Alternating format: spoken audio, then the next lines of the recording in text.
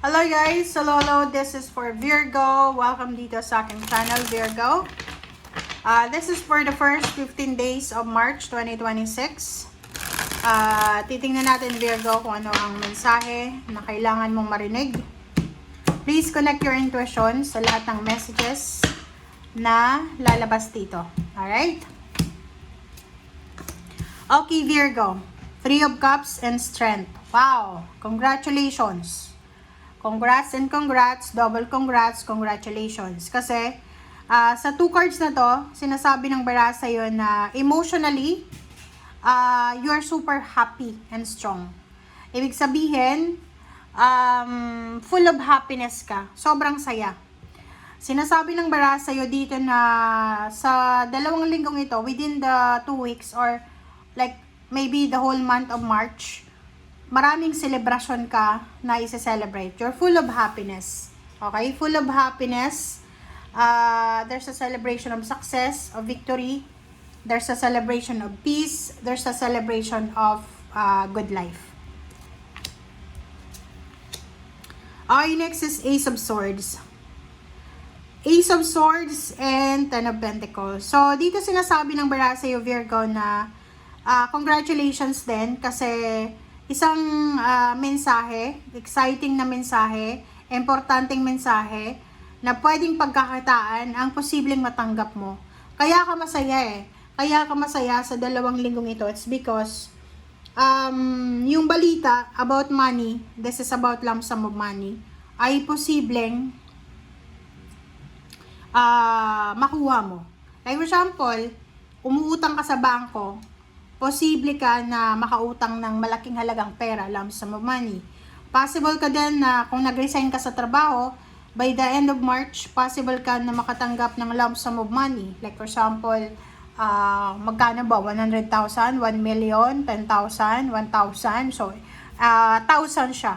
Okay? So, sinasabi ng bara sa'yo dito na isang balita na posibleng pagkakakitaan ng pera, isang balita na pwedeng magdala sa'yo ng limpak-limpak na salapi, is either promotion, salary increase, pwedeng may magbigay sa'yo ng regalo na 10,000 pesos, 100,000, 1 million, pwedeng may ibebenta ka, na ari-arian, na pwedeng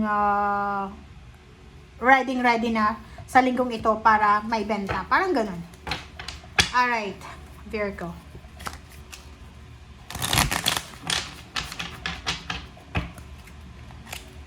Lump sum of money. There's a news about money. Okay, 3 of Cups. Ang nakikita ko sa'yo dito na isa din sa rason kung bakit sobra kang masaya is because may mga Virgo dito na posibleng masaya ka kasi matatapos na yung kontrata mo. It's either OFW ka or nasa Pilipinas, sinasabi ng barahan na there's an achievements, there's a completion, endings na yun yung rason kung bakit masaya ka. Masaya ka kasi tapos na yung kontrata mo, so pwede ka nang makauwi, pwede kang tumanggap ng back pay, ng ganyan ganito. And yung iba din sa inyo dito, you're celebrating. It's because tapos na yung pagpoproseso mo ng mga dokumento, papeles, para mag-tour around the world. Parang ganun. Sa relationship, nakikita natin dito na going stronger yung relationship mo. Especially if you're married, if you are in live-in relationship, boyfriend, girlfriend, walang masyadong issue, walang masyadong problema sa relationship. Going stronger and stronger ang relationship. Knight of Swords. Ang Knight of Swords na to, sinasabi ng bara sa'yo dito na napakabilis ng mga pangyayari sa 2 linggong ito. Ang dami-daming balita, maraming information, ang daming mga kwento na posibleng marinig ka, maraming mga kung ano-ano na issue na posibleng darating sa'yo sa linggong ito. Wow, the Star. So, Ten of Pentacles, sinasabi ng bara sa'yo dito na Pangarap mo to like pangarap mong mahawakan yung perang ito, pangarap mong ma-promote sa trabaho, pangarap mong makapasok sa company na yan, pangarap mong magkaroon ng ganyang amount sa bank account mo, ganyan. So, kung makikita mo dito, sinasabi ng barahan na matagal mo na tong pangarap. Kumbaga, pangarap mong yumaman, pangarap mong makuha siya. So, maybe this is inheritance, maybe it's a luxury item, pwedeng matagal mo na siyang pinag-iisipan na bilhin. So, parang ganon. So, nakikita natin dito, na financially, meron kang wini-wish, meron kang minamanifest na posibleng mangyari siya sa 2 linggong ito.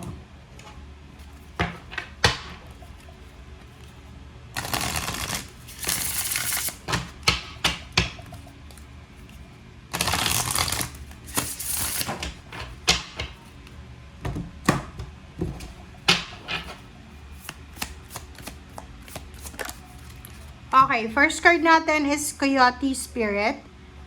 Trust the divine detours and be at home. Wow!